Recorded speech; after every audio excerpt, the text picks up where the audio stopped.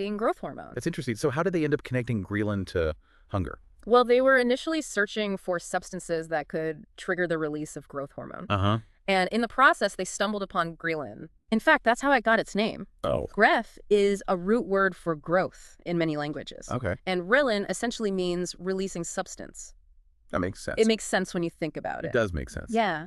But how did they go from growth hormone to the feeling of being hungry? Well, it turns out that ghrelin wears many hats. Okay. As researchers continued their studies, they started noticing that when they gave ghrelin to animals, those animals ate more. Interesting. And then similar studies in humans showed the same thing. Huh. Ghrelin injections led to increased feelings of hunger. So it's not just a growth hormone booster. Nope. It's an appetite stimulator too. It is. What are the implications of that discovery? Well, it opened up a whole new avenue of research into how we regulate our food intake. Okay. Think about it. Yeah. If we could understand how ghrelin works, we might be able to develop new ways to help people manage their weight or even treat eating disorders. That's a really important point. It is a big one. So now we know that this hormone ghrelin is mainly produced in the stomach, Right. and it's a key player in making us feel hungry. Yep. What else should we know about how it works? One of the most fascinating things about ghrelin is its timing. Okay. Ghrelin levels surge right before meals, almost like your body's way of reminding you, hey, it's time to eat. Uh-huh. And then after you eat, those levels drop back down. So ghrelin is almost like an internal clock for our meals. That's a great way to think about it. Yeah. It's like your body's built-in dinner bell letting you know when it's time to refuel. I like that. Yeah, and there's been some really interesting research on how this pre-meal ghrelin surge actually works. Ooh. For example, one study found that if you sever the vagus nerve, the main nerve connecting the gut to the brain, Right. ghrelin can no longer stimulate food intake. So that suggests that ghrelin needs the vagus nerve to communicate with the brain and trigger those hunger signals. Right. What else have researchers discovered about how ghrelin impacts our eating habits? Well, they've found that not all meals are created equal when it comes to how they affect ghrelin levels. Oh, really? Yeah. Okay. Larger meals tend to be more effective at suppressing ghrelin and making you feel full compared to smaller meals. Okay, that makes sense. Yeah. But one of the most surprising findings is that different types of food can also have different effects on ghrelin. So what we eat can actually influence how much ghrelin our bodies produce. It can. That's fascinating. It is. Tell me more about that.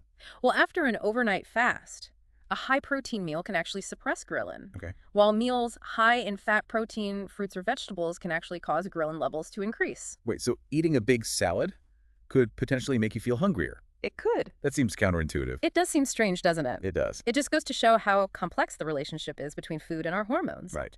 There's still so much we don't know about how different nutrients interact with ghrelin and other hormonal signals. This is all really interesting. So we know that ghrelin is a major player in the hunger game, Big time. but it sounds like there are a lot of factors at play. Definitely. The size of the meal, Right. what's in it. Yep. It all seems to matter. Are there any other important players in this complex system of hunger and fullness? You're right on the mark. Okay. Ghrelin doesn't act alone. Yeah. In fact, one of its most important partners is leptin, Leptin. a hormone produced by fat cells that plays the opposite role. Okay. It signals satiety, Fullness. or fullness, yeah. Ah, leptin. So is it safe to say that ghrelin and leptin work together to keep our energy balance in check? Exactly. They have a fascinating, almost choreographed relationship, Okay. like a delicate dance between hunger and fullness. So when ghrelin levels are high, prompting us to eat, Yes, leptin levels are generally low. they are. And then when we've eaten enough, leptin steps in to signal fullness, Right. causing ghrelin levels to drop. It's like a constant conversation between our stomach and our fat cells, all mediated by these hormones. That's a great way to put it. It's this intricate feedback loop that helps our bodies maintain a healthy energy balance. This is getting really interesting. Yeah. I'm starting to see how much more there is to hunger and fullness than just feeling empty or full. It's much more nuanced than that. Yeah, it's this whole symphony of hormones working together. You're absolutely right. And we're just beginning to understand the complexity of this hormonal orchestra. Well, before we dive into the deeper details of this Ghrelin-Leptin tango, Okay, let's take a moment to recap what we've learned so far. sounds good. We've discovered that ghrelin, Yes. primarily produced in the stomach, Uh-huh. talks to the brain, Right. likely through the vagus nerve, It seems... to stimulate our appetite. Yep. But it's not just about making us hungry. No. Ghrelin also seems to play a role in slowing down our metabolism, Yes. potentially contributing to weight gain. That's right. And it's all part of this intricate dance with leptin, the satiety hormone, Yes. to maintain that crucial energy balance. It is a delicate dance. What else can you tell us about how ghrelin impacts our energy use? Okay, so we've talked about ghrelin's role in making us feel hungry and eat, Right. but its influence goes beyond just food intake. Okay. It also seems to have a hand in how much energy our bodies burn, Uh-huh. and that can have a significant impact on weight management. So ghrelin might be affecting both how much we eat and E, how quickly we burn those calories? That's right. That seems like a powerful combination. It is a powerful combination, Yeah. and there's a growing body of evidence to support this. Oh. For instance, some studies have shown that ghrelin seems to decrease the utilization of fat for energy, while simultaneously increasing the use of carbohydrates for fuel. Hold on. So it's not just about the quantity of food we consume, Nope. but also what our bodies choose to use as fuel. Exactly. That's fascinating. It is fascinating. Yeah, it suggests that ghrelin is involved in more than just telling us to eat. Right. It's also influencing how our bodies process and utilize the energy we take in. It is. This is really making me think about the impact of different types of food on our overall energy balance. Yeah, it's a big factor. If ghrelin is playing a role in how our bodies choose between fat and carbohydrates for fuel, Yes. it makes you wonder if we can strategically use food choices to influence our metabolism. You're thinking along the right lines. Okay. That's a question that researchers are actively investigating, Yeah. and there's a lot of potential for future discoveries in that area. This is really making me rethink the way I view food and its impact on my body. Food for thought, huh? What other evidence is there to support ghrelin's connection to energy expenditure and weight? Well, there's a particularly interesting study involving mice Okay. that really solidified ghrelin's connection to energy expenditure and weight regulation. Researchers found that mice lacking the ghrelin receptor actually burned more fat and gained less weight on a high-fat diet compared to mice with the receptor. Wait, so those mice were resistant to gaining weight even when they were eating lots of fatty food? They were.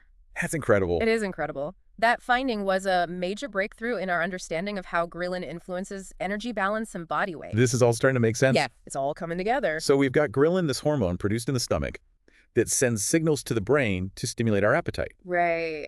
But it's not just about making us eat more. No. It seems that ghrelin also has a hand in slowing down our metabolism and influencing how our bodies utilize energy, which can contribute to weight gain. That's right. And it's all part of this intricate dance with leptin, the satiety hormone, to try to maintain a healthy energy balance. The delicate dance. But I have to admit, this is a lot to wrap my head around. It is a lot of information. What's the next piece of this puzzle? Well, there's one more piece we need to discuss, and it might surprise you. I'm all ears. Tell me more. Think about it. You might assume that people who struggle with obesity would have higher ghrelin levels, right? Yeah, that makes sense. After all, ghrelin makes you eat more, so higher levels might seem like they would lead to overeating and weight gain. That does seem logical. Yeah. But I have a feeling you're about to tell me that's not the case. You're catching on.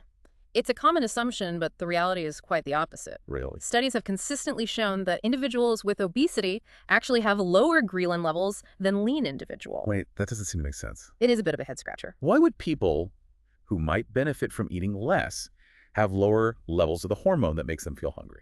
That's the paradox, and it's a question that has puzzled researchers for years. Wow. There are a couple of potential explanations for this surprising finding. Okay. One possibility is ghrelin resistance. Ghrelin resistance. Is that similar to how people with type 2 diabetes develop insulin resistance?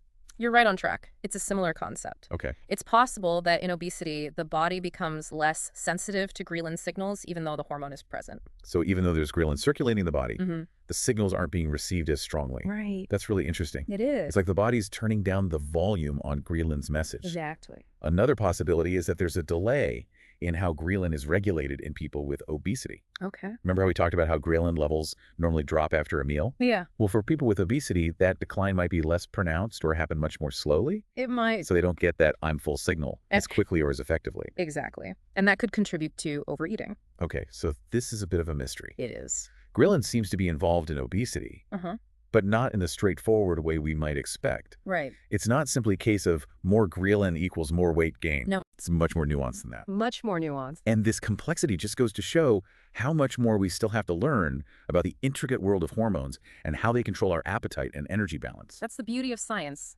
There's always more to discover. All right, so we've covered a lot of ground here, but I'm sure there's still more to unravel in this Ghrelin story. Oh, definitely. There's a lot more to come. What's next on our deep dive journey? Well, next we'll delve into how ghrelin interacts with another key hormone, insulin. Insulin. Yes. Now, that's a hormone I've definitely heard of before. I'm sure you have. It's all about blood sugar control, right? You're right. Huh? But as you'll see, its relationship with ghrelin adds yet another layer of complexity to this fascinating hormonal interplay. Sounds like we're about to uncover even more surprises. There are always more surprises. I'm definitely ready to keep diving deeper into this. Me too. What about you? Always. So we've explored how ghrelin affects our hunger and energy use, and now we're moving on to insulin. The relationship between ghrelin and insulin is really intriguing because it's not a simple one-way street. They influence each other in a sort of back-and-forth conversation. Okay, so they're not exactly best friends. Right. Not exactly BFFs. But they're definitely in communication. Oh, yeah. They're definitely talking. What's the nature of their conversation? Whoa. What have researchers discovered about how they interact? it appears that ghrelin can actually decrease insulin secretion. That's interesting. Yeah, it's a bit counterintuitive. So while Ghrelin is busy telling us to eat, Right.